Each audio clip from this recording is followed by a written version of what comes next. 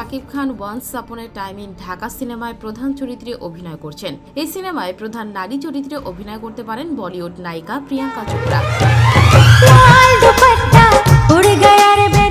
এমনই গুঞ্জন চলছে শোবিজ পাড়ায়। এই সিনেমার আন্ডারওয়ার্ল্ড ডন কালা জাহাঙ্গীর ভূমিকায় দেখা যাবে শাকিব খানকে। তারই সাথে নায়িকা হিসেবে দেখা যেতে পারে প্রিয়াঙ্কাকে। ভক্তমহলে এই নিয়ে গুঞ্জন চাঞ্চল্য তৈরি হয়েছে। কলকাতার মধুমিতা সরকারকেও এই সিনেমায় দেখা যেতে পারে বলে দাবি করেছে কয়েকটি সূত্র। একই সঙ্গে গুঞ্জন সত্যি হলে once upon A time in Dhaka হতে চলেছে বাংলা সিনেমার ইতিহাসে এক যুগান্তকারী ঘটনা।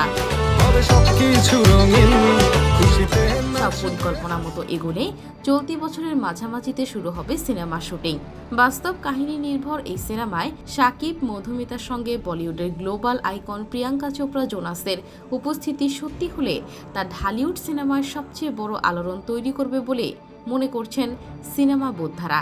শোনা যাচ্ছে সিনেমাটির বাজেট যেহেতু বড়, তাই কেন্দ্রীয় নারী চরিত্রে বলিউডের আন্তর্জাতিক তারকা প্রিয়াঙ্কা চোপড়াকে কাস্ট করার আগ্রহ রয়েছে নির্মাতাদের।